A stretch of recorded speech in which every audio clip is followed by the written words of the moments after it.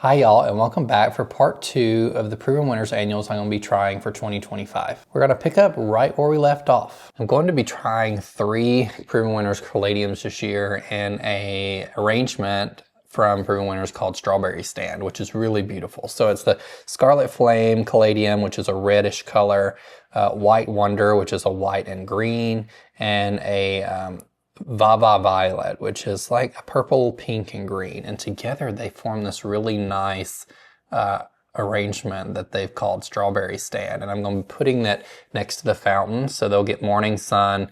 Heart-to-heart caladiums are known to take a little more sun, which is nice. You can use them in areas that are not shade. But last year I put, I think, sun patients in this location. They just didn't love it. They didn't perform great. They may have been getting a little too much water, so I think the heart-to-heart caladiums might do a little better around the fountain area, and then probably in some containers that I'm going to be getting from Crescent Garden that are going underneath the front door area. So I'll need to flank either side of the front door. So this will be a really exciting combination to try and see how it performs this year. All right, after the monster sweet potato vine that I had last year, which was Solar Power Lime Heart and Solar Power Black Heart, those are amazing varieties of sweet potato vine, but they are so vigorous. And I used them in containers and in the landscape. In the landscape, it was really nice because they became almost like a mass of, I at least used lime heart in the landscape, and it was like a mass of green ground cover. But when you're using sweet potato vines in containers, you want something a little more restrained.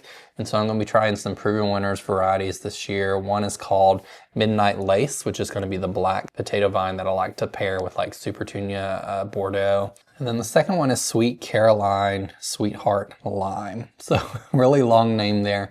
But Sweet Caroline Sweetheart Lime gets up to 3 foot spread and 16 inches tall. So Sweetheart Lime is supposed to be a little more restrained. We're going to try it. I don't know that I've ever tried Sweetheart Lime in containers, but when you're pairing even potato vines with Petunia Vista bubblegum, which is known to be extremely like vigorous, the Solar Power Lime that I had last year was overpowering the Petunia Vista bubblegum. So you want to make sure when you're pairing these very vigorous plants like the Vista petunias and sweet potato vines that they're somewhat similar in vigorousness, or you will have probably wasted a plant because at the end of the season, one is going to take over the other. So I packed my containers full last year with all sorts of things. And I think in this container, I also had the Diamond Frost Euphorbia. You couldn't see the Diamond Frost Euphorbia by the end of the season, or even a couple months in. And so the containers might be a little sparse at the beginning of the season when I'm planting them, but I think I'm gonna like plant them so that everything will fill in nicely and thrive, rather than some plants just petering out because they can't compete. But I chose Sweetheart Lime because it's not supposed to be quite as crazy and vigorous, which is sometimes what you want. The next one is Lemon Coral Sedum, which I really love. It's very bright chartreuse. But although it's an annual, I think it's hardy in zone 7 and above, but I've had it return very reliably in my last garden as a perennial. So it loved to live between the rocks of my last patio. I like to put it in terracotta containers, and just small terracotta containers, and that's all that's in there is Lemon Coral Sedum. Kind of fills and flows over the edge a little bit. It's beautiful, and since it's terracotta, it keeps it really dry in the conditions that it wants, and you can just soak it once a week or something if it's really hot, and it performs really well. So I love these in the ground and in containers, and I'll probably be using both of them this coming year because they're such a good annual and perennial. All right, something new for me is Lantana. I don't know that I've ever grown a Lantana here. In Ohio, they're not perennial. In Alabama, they can be. And so a lot of southern places use these as perennials, but up here we tend to use them as annuals because they tend to be hardier in zone 7 to 8 more than zone 6 Ohio. But I'm picking one called Pink Berry Blend, and I had a really hard time choosing between this one. I think there's just one maybe called Berry Blend, but I like the more pink color on this luscious pink berry. It's pink and yellow, gorgeous, will pair nicely with lots of my other plants here. About 2.5 foot tall and wide. And I think I'm going to probably use most of these in containers because I really like lantanas. I've just never really grown them before. The next one is Rockin' Blue Suede Shoes. So I didn't grow this one last year because it's really hard to find locally. I tend to more find Rockin' Purple, which I never really love. I think I grew it one year several years ago. Rockin' Blue Suede just tends to perform a little better for me. So I grew it at my last house in 2023. And it done really well in some locations. It was weird. I was having some weird soil issues where some of the plants were not doing good and other plants in the area weren't, but they were like all within 3 or 5 foot of each other, and some of them looked amazing. So I'm going to be trying these in probably mostly the landscape this year. I may use a couple as thrillers and containers, but roughly 2.5 foot wide and can get up to 3.5 foot tall. So if you're going to use this as a container, make sure it's a bigger one to begin with, because you don't want it getting so big and looking out of place, out of proportion, or catching wind and blowing over.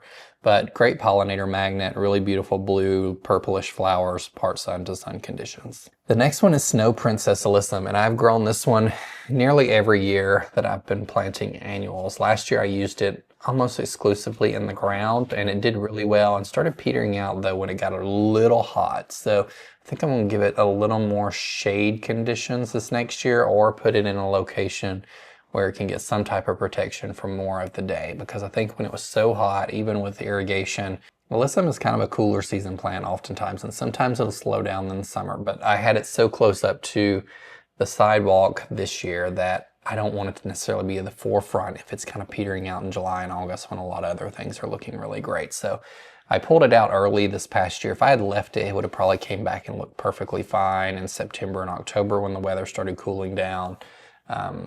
But I'm going to try a better placement this year and see how it performs. The next one is 𝗟𝗶𝗸𝗲 Pink Fan Flower. So never grown this one before. It's new in garden centers this year, roughly 14 inches wide and 8 inches tall. So this is going to be one I'm going to use in containers a lot, and it's really beautiful. The common name is fan flower, also called 𝗟𝗶𝗸𝗲 is like the scientific name. And it has beautiful pink fan-shaped flowers of like 5 petals. So gorgeous plant that is new to the Proven Winners collection we'll be trialing this year. The next one is 𝗟𝗶𝗸𝗲 Pink Cashmere. So this was one I trialed in 2023 when I was able to get some Proven Winners trial plants that were coming out in 2024. And I really loved it. Out of all the 𝗟𝗶𝗸𝗲s, it's just a very light pink and white color. Great to pair with other colored flowers that are a little brighter, and it was pretty vigorous. It actually came back in a container this past year that I kind of neglected and didn't pay a whole lot of attention to. Verbenas can live over winter depending on how much protection they have here. It's not super common, but they're more like a zone 7, 8 perennial type plant. But I did get them to live through some containers. Now this year, with it being so cold, there's not a chance that it's probably going to come back. So I did order a flat of these, and I really love them. The next one is 𝗟𝗶𝗸𝗲 Vista Bubblegum. I love the 𝗟𝗶𝗸𝗲 series. So this is the well-known pink one. You've probably seen it everywhere. It's super vigorous. I'm going to be using it in containers and the landscape again this year. Last year I did both, and it performed both really good in both. It's always been a winner for me, and it will be probably for you. I'm reincorporating 𝗟𝗶𝗸𝗲 Bermuda Beach this year. It was also one I trialed in 2023 that I really loved. It's that coral color that's really hard to find in some flowers, and I just lean towards that color so much. It did really well for me in the trials that I had it planted in. So I'm bringing it back to some containers this year now that I can get my hands on it. 𝗟𝗶𝗸𝗲 Bordeaux will of course be returning. It's one I've grown almost every year except one over the past 5 or 6 years. I just love it. That purple and black color, the purple with the black veining, really stunning, moody plant to add with like black potato vines or some diamond frost euphorbia. It's just always a winner in my book, and I will probably always grow it. 𝗟𝗶𝗸𝗲 Saffron Finch, a yellow 𝗟𝗶𝗸𝗲. I did trial it in 2023, loved it, and I love yellow flowers, and so it's going to be added in with some of the pinks and the purples I've showed you today. Then we have Totally Tempted Frosted Violets, 𝗂𝗡𝗑, which is also very similar looking to those 𝗟𝗏𝗸𝗲 fan flowers that I showed you, except this is a little more purple and white. Roughly 18 inches wide and 16 inches tall. So a beautiful plant and filler for your arrangements. And then lastly, 𝗟𝗶𝗸𝗲 𝗡𝗯𝐺𝑜𝗠𝐲𝑚. This one was such a winner last year. I had some bunnies eat, which surprisingly, it is amaranth, but I did have some bunnies like obliterate one flat of them that I planted, and they took a really long time to recover, and some didn't fully recover last year. But the ones I had up front next to my bench were amazing, covered with pollinators. You'd walk by the sidewalk and they would be absolutely all over it, and like moths and butterflies would just fly everywhere when you walked by it, which is really nice. But I really love them. They dry really well for arrangements, dried arrangements, or you can cut them and add them to arrangements. Very just delicate, little pink, 𝗟𝗶𝗸𝗲, like Dr. Seuss type blooms, which are nice. They get roughly 2 foot tall and 2 foot wide, but I like to plant them fairly closely in mass, and so they just become a huge blob of delicate pink blooms, and they look so good together. Thank y'all for joining me, and remember, be a light. Take care. Bye.